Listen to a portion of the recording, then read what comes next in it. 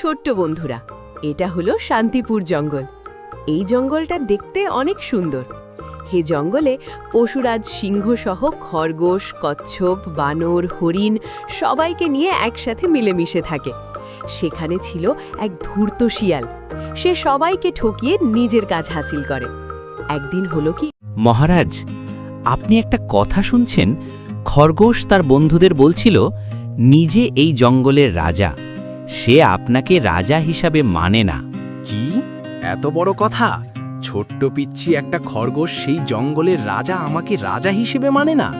তোর কথা যদি সত্যি হয় তাহলে খরগোশকে আমি শাস্তি দিব, আর যদি তোর কথা মিথ্যে হয় বুঝতেই তো পারছিস আমি তোর কি অবস্থা করতে পারি। এখন যা, খরগোশকে ডেকে নিয়ে আয়, বলবি পশুরাজ সিংহ ডাকতেছে। আজ্ঞে মহারাজ, আমি এক্ষুনি যাচ্ছি খরগোশকে ডেকে আনতে।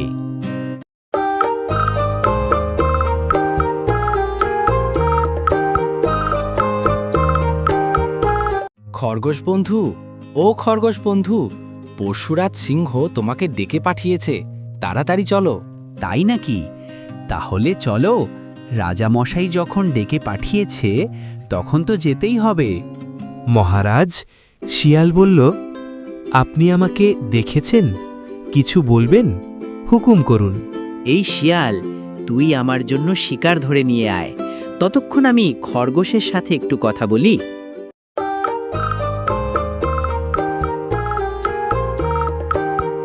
এই খরগোশ, শিয়াল বলতেছে তুই নাকি এ জঙ্গলের রাজা, এবং তুই নাকি আমাকে রাজা হিসাবে মানিস না। এটা কি সত্যি? না মহারাজ, এটা একদমই সত্যি না। সে কথা আমি কখনোই বলিনি। আমাদের জঙ্গলের একটাই তো রাজা, সেটা হচ্ছে আপনি। আমরা জঙ্গলের পশুরা আপনাকে মহারাজ হিসেবে ধন্য হয়েছি। আপনার শাসনে সুখে শান্তিতে আমরা বসবাস করি, আমাদেরকে আগলে রাখেন। আর আমি তো ছোট্ট প্রাণী, আমি কিভাবে জঙ্গলের রাজা হতে পারি? এটা শিয়ালের চক্রান্ত। শিয়াল আমাদেরকে বিভ্রান্ত করার জন্য চাল চালতেছে। আমি তোর কথা বিশ্বাস করি খরগোশ, কারণ তুই আমার জঙ্গলের বাসিন্দা। তোর বন্ধুরা অনেক ভালো, আমাকে অনেক ভালোবাসিস। আর ওই শিয়াল বাহিরের জঙ্গল থেকে এসেছে, ও আমার জঙ্গলের নয়। তাই ওই শিয়ালের কাছ থেকে একটু দূরে দূরে থাকবি। ওর কোনো কথা শুনবি না। তোদের কি উল্টাপাল্টা কথা বলে খেপিয়ে তুলতে পারে, তোদের বন্ধুত্বের সম্পর্ক নষ্ট করতে পারে, জঙ্গলের শান্তি নষ্ট করতে পারে। তাই ওর কাছ থেকে দূরে থাকবি, আর যা যা ঘটবে সব আমাকে জানাবি। তারপর দেখছি কি করা যায়। ওই শয়তান শিয়ালকে উচিত শিক্ষা দিব। অপেক্ষায় আছি। শোনো তোমরা, তোমাদেরকে একটা কথা বলি। তোমরা কি জানো তোমাদের পশুরাজ সিংহ পরিকল্পনা করছে তোমাদেরকে কিভাবে জঙ্গল থেকে বিতাড়িত করা যায়, তাড়ানো যায়? এসব কথা শোনার পর তোমরা কিছুই বলবে না, কিছুই করবে না। এই জঙ্গল তোমাদের, তোমাদের থাকার অধিকার আছে। এখন যদি তোমাদেরকে তাড়িয়ে দেয় তোমরা কোথায় থাকবে? তার চেয়ে ভালো তোমরা সবাই মিলে এক জায়গায় হও, ওই ব্যাটা সিংহকে জঙ্গল ছাড়া করো। তুমি ঠিকই বলেছ শিয়াল, এই জঙ্গল আমাদের, আমাদেরও থাকার অধিকার আছে।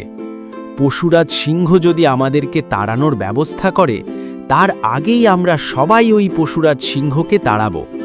ওই রকম রাজার আমাদের দরকার নেই।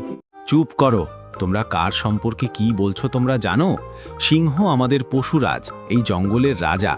আমাদের রাজা কতটা ভালো, কতটা সৎ, আমাদের কথা সব সময় ভাবে।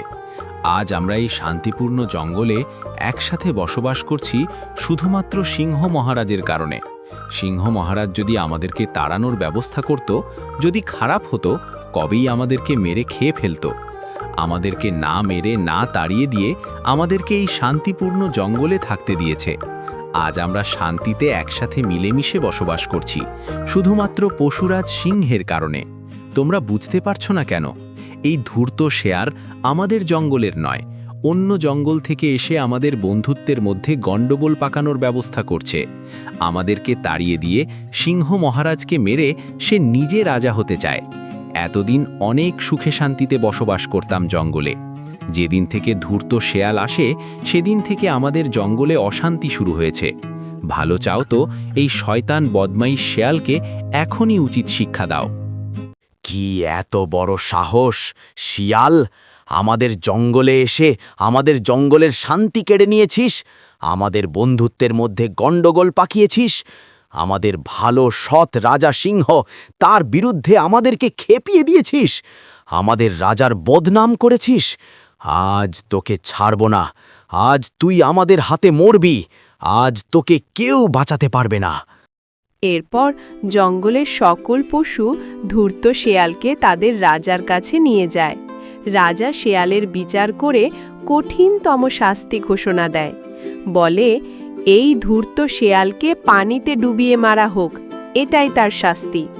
রাজার কথা মতো শেয়ালকে পানিতে ডুবিয়ে শাস্তি দেওয়া হইল। তারপর থেকে জঙ্গলে শান্তি ফিরে এলো। তো বন্ধুরা, এই গল্প থেকে আমরা বুঝতে পারি, যারা অন্যের ক্ষতি করার চেষ্টা করে পরবর্তীতে নিজেরই ক্ষতি হয়।